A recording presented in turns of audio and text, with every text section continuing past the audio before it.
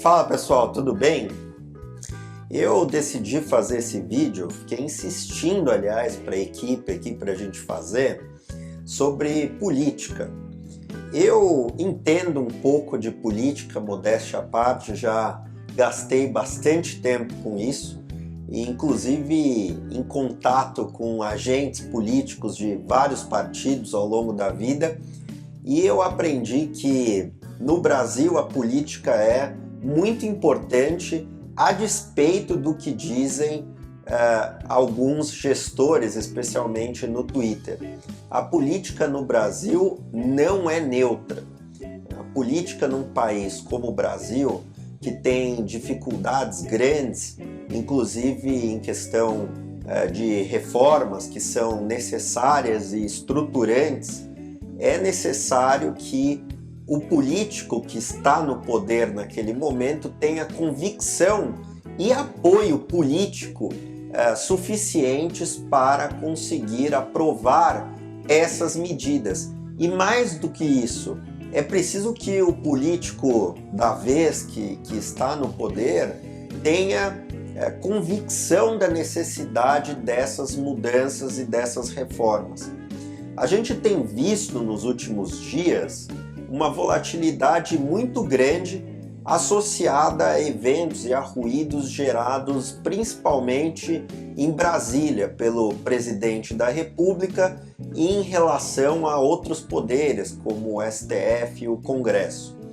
É verdade que sempre há algum tipo de ruído entre o presidente e o Congresso. Agora, com o STF, isso é uma inovação que o presidente atual trouxe, infelizmente.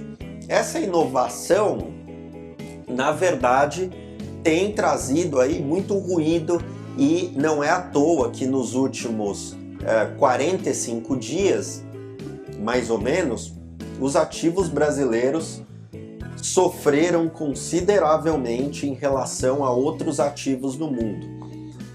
E isso é naturalmente resultado aí desse conflito político. O mercado, naturalmente, que se preocupa com a proximidade da eleição do ano que vem, de 2022, para a presidência e para o Congresso e Senado. Naturalmente que essas discussões estão muito prematuras ainda. A gente sequer sabe quem são os candidatos. Parece que tem dois, Lula e Bolsonaro. E parece que vão ter outros candidatos, além de Lula e o Bolsonaro, mas ninguém sabe ainda quem são esses candidatos e que tipo de apoio popular e inclusive de estrutura partidária e econômica esses candidatos vão ter. De modo que esse ruído político atual, ele antecipou muito a discussão da eleição do ano que vem. Em geral, o mercado começaria a olhar para a eleição cerca de 6 meses antes do pleito.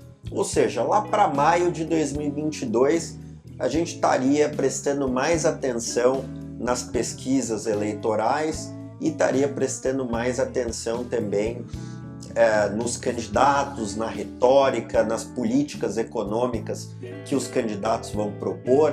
Infelizmente, com essa questão aí de conflito trazida pelo Bolsonaro, isso antecipou essa discussão para agora. E é isso que o mercado tem precificado.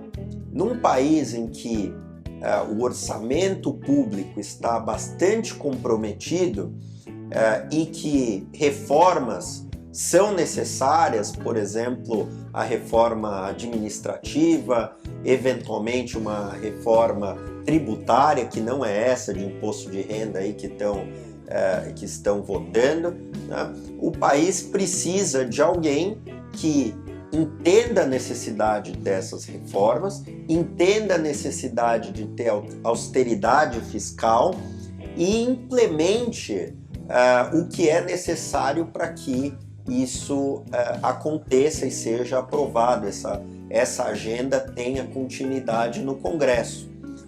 E o mercado se preocupa tanto com a vitória do Bolsonaro quanto com a vitória do Lula.